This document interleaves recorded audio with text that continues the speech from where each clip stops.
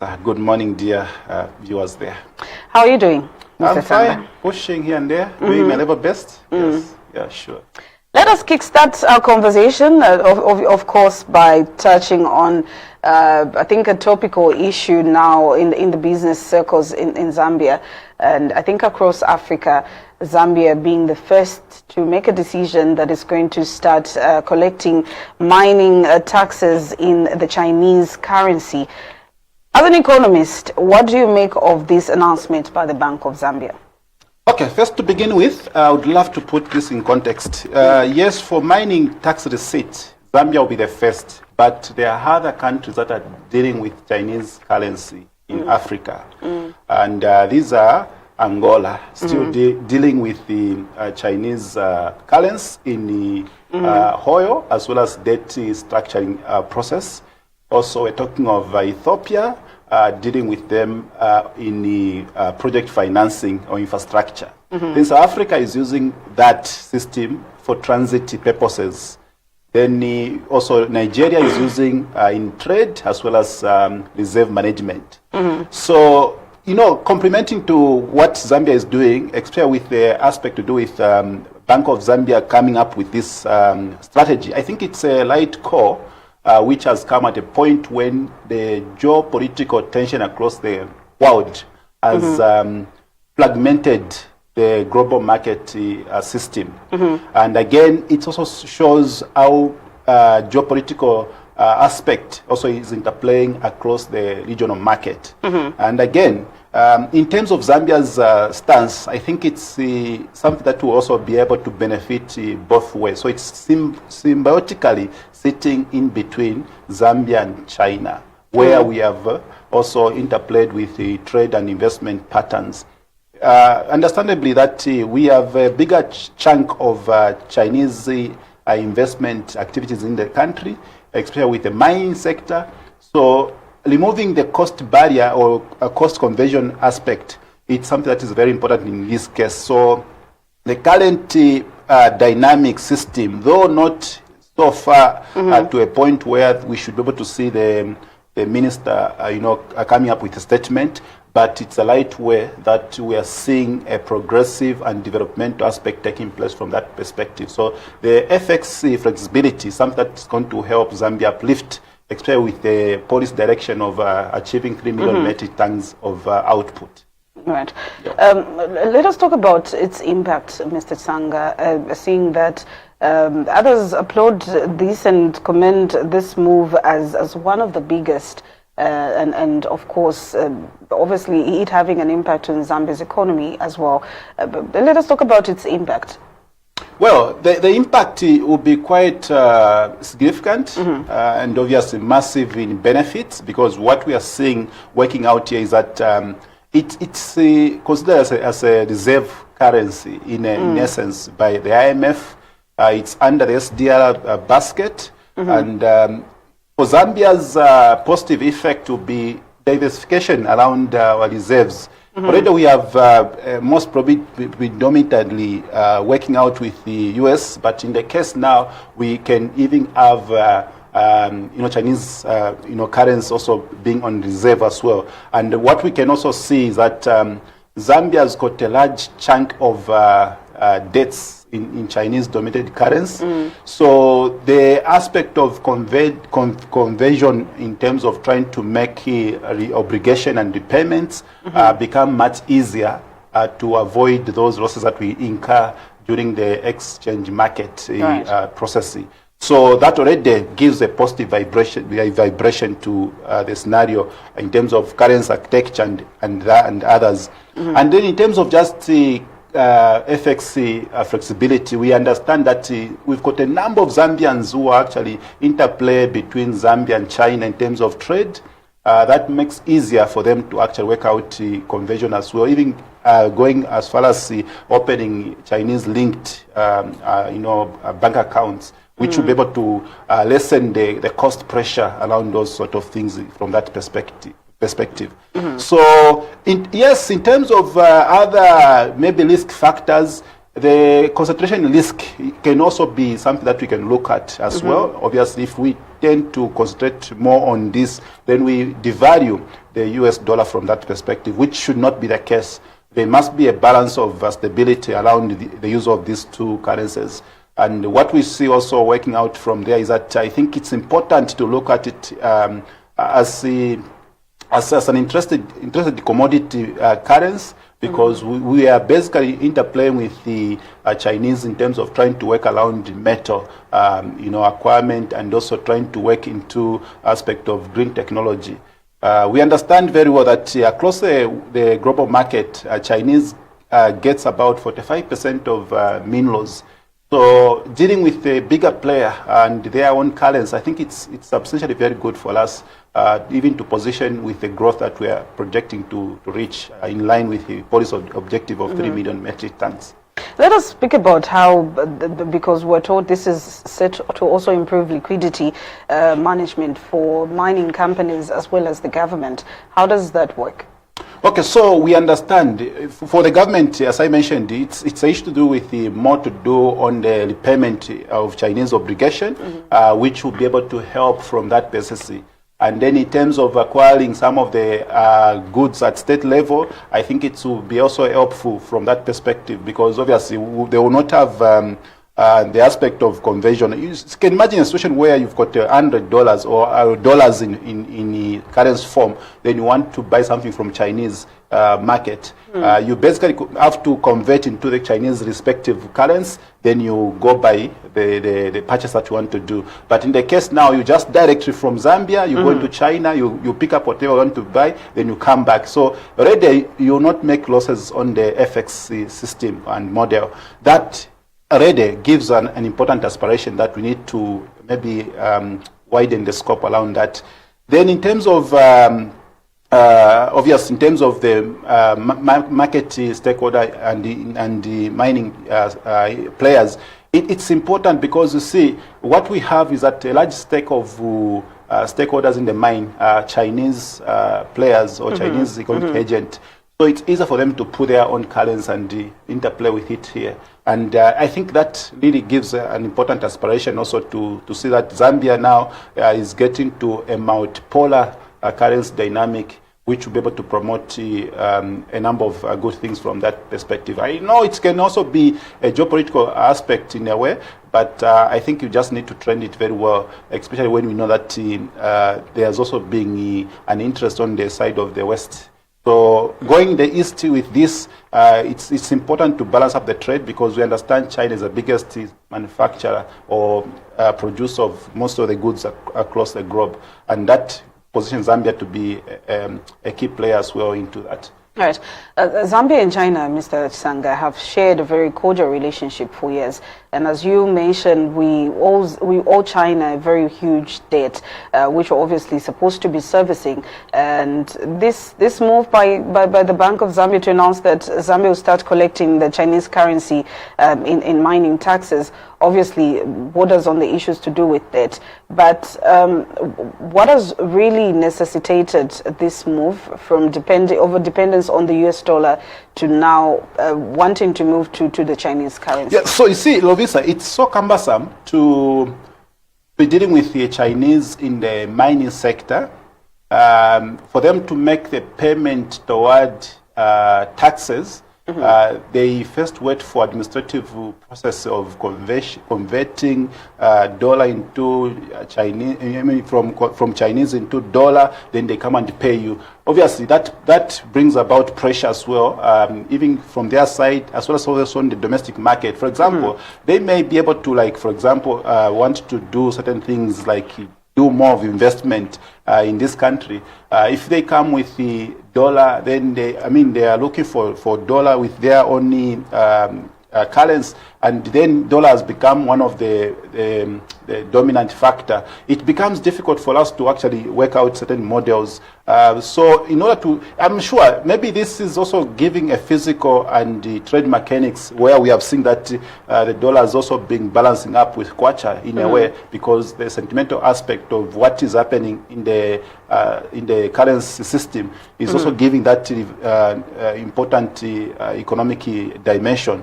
So what maybe I would be able to say here is that what has been taking place is that we've got a larger stake of Chinese investors in mining.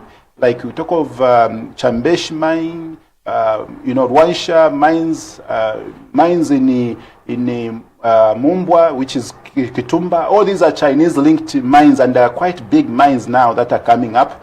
Obviously, in terms of paying taxes, we don't want a situation where we keep on having some delay of some sort based on the administrative aspect or operation issues. So paying in the currency that they are selling to their own market, it's much easier, even when it comes to government making the payment in terms of our debt portfolio.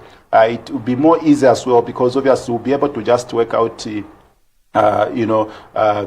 with the Chinese currency that has actually been accumulated on our side. So if our reserves are going to be having Chinese currency, it's easier for us to make the payment and as and when they fall due, because obviously we have those notes or monies in already available. So it's something that you can actually be able to work out without any administrative delays.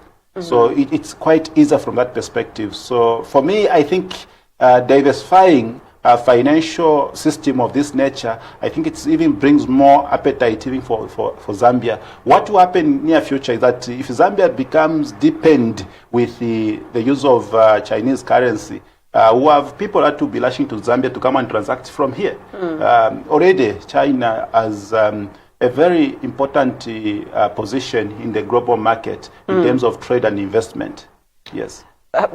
Talking about stability of Zambia's economy, of course, when we move to collecting the Chinese currency in mining taxes, what's its impact on our economy in terms of stabilizing? Because as we're coming from, I think from our last conversation, we're talking about how the economy has performed so well in the year 2025, and this move now in 2026, does it affect the stability of the economy, or does it improve Zambia's economic stability? Well, it will further improve, because obviously the key backbone of last year's performance, and which has also seemed to be continuously moving, it's mining sector. And this is where we have a number of Chinese interplaying into the sector. And that strongly gives more appetite to see, taxi formula work out well. And if anything, we'll be able to see the budget funded in a possible period of time, as opposed to seeing those delays that we can see. And again, in terms of just trade and commerce, I think we should be able to see a number of people now getting excited to be going direct to China because of what basically is playing out in this case. Again, it's an issue where we are trying to steadily start with maybe the mining sector as the main precursor with this system of multipolar currency management. Eventually, we'll be able to see the interest also scaling up into other sectors, which will complement to the whole trade cycle. So what we see basically working out is that we are basically just trying to test the water with the mine sector, knowing that there is a heavy investment involvement in the Chinese side. And what we have seen also, if you look at even Kitumba as a state-owned interest from China, that also gives an understanding to say somehow we can also maybe create a pipeline for debt swap, and that will be able to work out very well. The interest growing with the Chinese currency, it will be able to help change the narrative, because it's like you cannot just have a capacity of producing 1 million metric tons, then you are so limited with the certain operational aspect. So the FX flexibility will keep scaling up, meaning even when we go to 3 million metric tons, I think we can also develop something more advanced around this. We will even go as far as even installing some of the software and monitoring aspect of currency detection and all those stuff. So where we're going now to a dynamic of development. We'll be able to connect closely with the People's Bank of China in terms of operation. We have some people maybe from Zambia who go to train and master the currency itself. At some point to scale up the use of this currency maybe across the other sectors, which will be able to actually help out from there. Right. Talking about this currency, Mr. Sanga, and talking about the dollar as well, I think when this announcement was made, it sort of felt in our minds, or in my mind, or other people, maybe in our minds, it felt like, okay, this now looks like the dollar is going to be completely wiped out of the market. Is that the case here? Maybe just for clarity's sake, because people might misinterpret the information that is available right now, that Zambia is going to be trading in yuan or collecting money in Chinese currency. We might interpret this as we're no longer going to be depending on the US dollar. You know, the notion of thinking that dollar will be wiped out or we will go de-dollarization, obviously we understand from the word go that the issue of de-dollarization has been taking place for some time. It's not something that I would say as a strong iota of lapping it off. The key issue is that we want to bring diversity to the market system. We cannot just depend on one currency throughout. Obviously, yes, we may say we go with the Chinese currency as now, because there could also be some other element that we can also speak. But the bottom line here is that we're at a point where we want to put Kwacha at the center of transaction. Then for any other global system, we can interlink dollar and the Chinese currency. It's not something that is just going to give washing away effect on dollar. We understand where dollar is placed. Like now, Zambia is sitting with the $5.2 billion US of reserves. If we are also to just look at creating an alternative basket of maybe Chinese currency, I think that will be able to help so much as well, because we are basically looking at how best can we also work around with the partners that are on trade as well as a debt structure. So this is what is actually happening. Yes, with the dollar on the west side, we are also very much interested to make that neutral diplomatic tie. So it's not something that is coming to destroy totally what we have built in the global market. Remember, we are at a point where we've got fragmented global market. And there are times where you want to get certain things from the west or east. You need also to be strategic in a way that you can actually interplay from there. Yes, it may come with a duplication of maybe say since the US and China have been fighting. You see, our economic diplomacy in this case is very much neutral. We trade with anyone in the global market.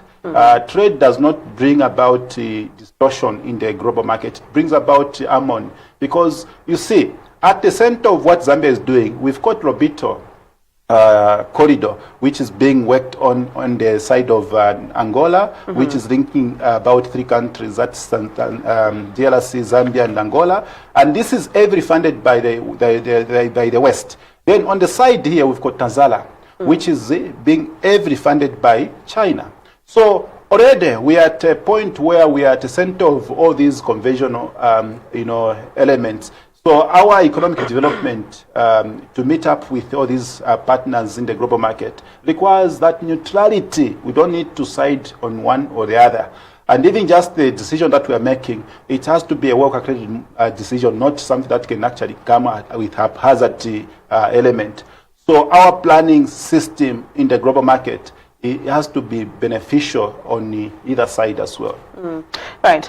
Also, Mr. Sanga, talking about how, because obviously I was going to ask about how this is going to affect our relationship with the US, and knowing that already people can't even have their visas done, but China and America, of course, we see that there's tension there, and I wanted to also get into detail of how this might also affect Zambia, that we've also decided to take this route to work with China, which has also been our friend.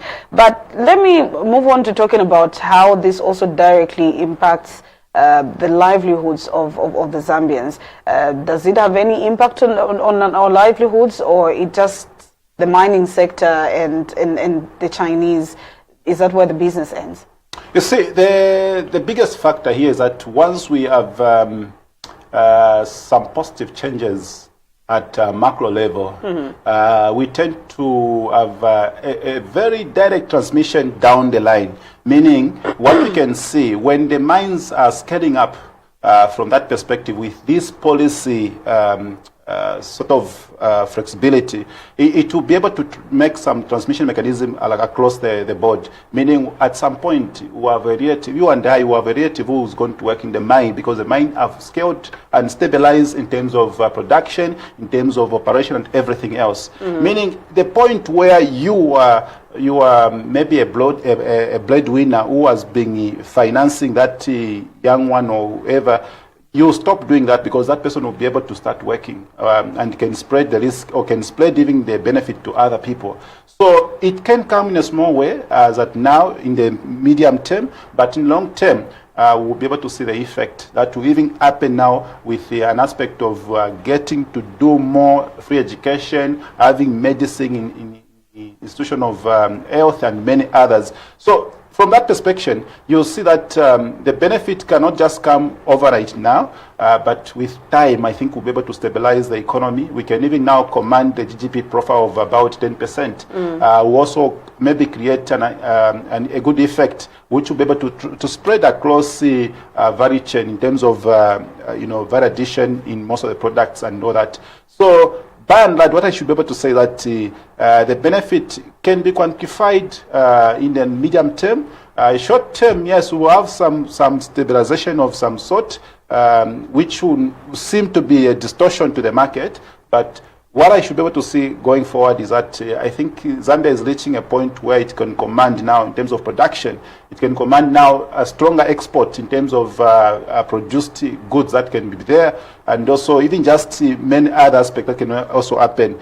The aspect of reducing unemployment level can also come from there. So a number of good elements and carrots are able to be seen as we go by. Yeah. As we're having this discussion, Mr. Sanga, you've mentioned that this move also translates into an improved economy for Zambia. Last year, the economy improved by 5.8%. Let us talk about what your projections are for this year, especially with this move announced by the Bank of Zambia. What is your projection for Zambia's economy, especially that you've spoken about another improved economy for Zambia, maybe in the year 2026 or 2027? Okay, so 2026 is looking quite optimistic, consciously also with a number of things that we should also put on the table. Top of the line is that the mining sector remains resilient, and of course complemented by agriculture, which is receiving favorable rainfall, and we will be able to see also yet another bumper harvest, except a few elements that are supposed to be put in place. We need to accelerate on the distribution of fertilizer, pay out quickly the farmers who did the supply to FRA, and also we need to look at how best can we anchor fiscal discipline amidst the election demands or other factors that can also be considered in the election year. And again, the issue is that we seem to have a strong grip around manufacturing. We are doing now material construction aspect. Then we're also doing agro-processing products. We are not importing fertilizer. That's a bigger component for us as well. We'll be able now to see that obviously with the tourism, we seem to record some good substantial numbers as well, but we need to scale up a lot of other things. If anything, it also goes with the policy and the governance aspect. Yes, we don't seem to have so much of the sharp changes of the policy in this year because it's an electoral year. But slightly after election, we seem to have some changes, few things here and there. Obviously, yes, we can record 6.5% this particular year. We seem also to have the budget which can constrain with some expectation. Even some external factors can also interplay from there. But what we see overall, the environment has been made solid. What we also going to see is that we are going to continuously work building on what we have built so far from 2025. So the 2025 economic output has given a very good effect, which we need now to harness and ensure that we don't go into policy parage. If we can also contain some of the key elements like electricity, energy costs, I think we'll be able to still continuously give that good effect across the sectors as well. Yeah. Right, Mr. Tanga, as we come to the end of our discussion as well, maybe just your concluding remarks. Well, it's important that we need to look at how best we can interplay into Zambia. For me now, the way Zambia is coming up, I think it's taking force for even Zambians to actually get to interplay into SME sector. Already we've understood that just last year we implemented a policy within the mining sector to support indigenous Zambians to actually play out, some supply business and construction business. We just hope that there cannot be so much of the bottlenecks in terms of trying to look at the profile requirements for one to be in the market or in the supply list. Maybe what also I should remember to mention that I think Zambia has given a very solid basement now for us to even look at so many key factors with education, having a free card, hospitals also having minimal aspect of shortages and many other aspects. Even when it comes to issues of staff complementary, we need now to look at how best can we create the quality that is required in terms of service delivery, all those aspects that need to be put in place. So overall, I think the framework has been made sound. In terms of even just looking at the overall aspect around maybe construction, there's a need for us to speed up on the drainage packages and all those aspects, because we have built some roads. So if roads are not having proper drainage systems, we will not be able to actually economically make it from there. So a number of things that we can see. But for starters, I think this year seeming to be a year full of money for those who are doing business. You just need to make sure that you are compliant with ZLI and ensuring that we put things in place. Get to go on Smart Invoice, register yourself, be compliant, get your tax certificates. So I will encourage Zambian to be compliant and to ensure that they also pay tax. Tax now are becoming friendly. We need to do the right thing. Yes, thank you. Mr. Sanga, thank you so much. I forgot to ask you one question about how this year is looking, especially that is an election year. But yeah. But you can give me an answer, like how this year looks for Zambia's economy, especially that it is an election. Yeah, so election can also become an external shock if we are not careful, especially when we tend to go on the in this spring. If we tend to, have a mind that is just looking at voters, we can reverse back some of the gains that we have done so far. Remember last year has given that stabilization equilibrium. So if we tend to go beyond certain parts of policy agreement, we can reverse some of the big gains that we have done so far.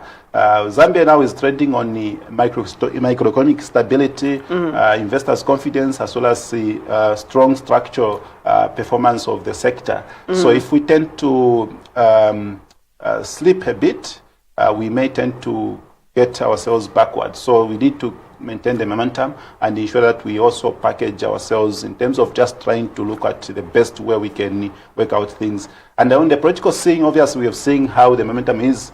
We just need to be very careful around political issues. Certainly rhetoric and sentiment can also disturb economic players in the market.